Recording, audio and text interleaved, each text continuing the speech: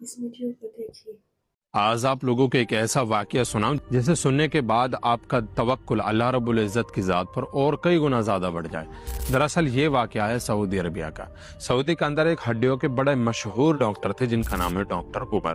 بڑے بڑے لوگ ان سے ملاقاتیں کرتے اور اپنے ٹریٹمنٹ کراتے، اور ان سے ملنے کے لیے بڑی بڑی قطاریں میں لوگ لگے رہتے اور بڑے امیر لوگ ہی ان سے مل پاتے تھے۔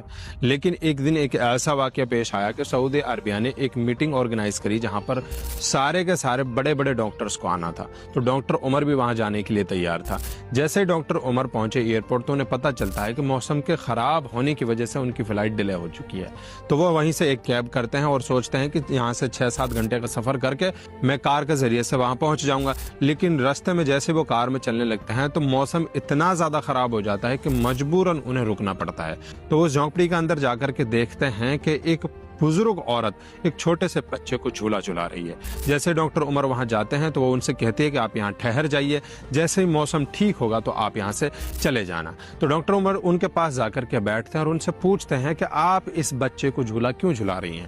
تو محترمہ فرماتی ہیں دراصل اس بچے کو ہڈیوں کی بیماری ہے، اور جب میں اسے جھولا جھلاتی ہوں تو یہ چین سے سو جاتا ہے، اور جب میں جھولا نہیں جھلاتی تو یہ رونے لگتا ہے۔ اس کے ماں باپ ایک حادثے میں فوت ہو گئے اور اس کی پوری ذمہ داری اب میرے اوپر ہے۔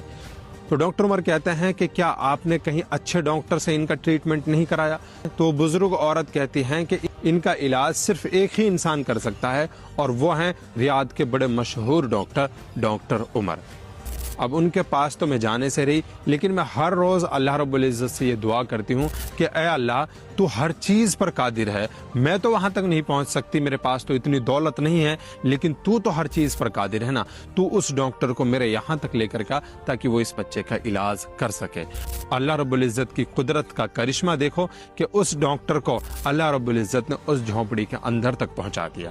یعنی وہ ڈاکٹر سامنے بیٹھے ہوئے یہ سب چیزیں دیکھ رہا ہے تو اس کا جسم کس قدر کانپ رہا ہوگا۔ اور یقین جانو کہ آپ کو اب پتہ چلے گا کہ دعاؤں میں کتنی طاقت ہوتی ہے، اور اللہ رب العزت آج بھی ہر انسان کی دعائیں سن رہا ہے، بشرطے کہ تمہارا توکل ڈیپینڈ کرتا ہے کہ تم اللہ رب العزت پر کتنا بھروسہ کرتے ہو۔ تو دعائیں مانگنا کبھی نہ چھوڑنا، اپنے رب کی رحمت سے کبھی مایوس نہ ہونا، اور مجھے بھی اپنے ساتھ دعاؤں میں شامل رکھنا۔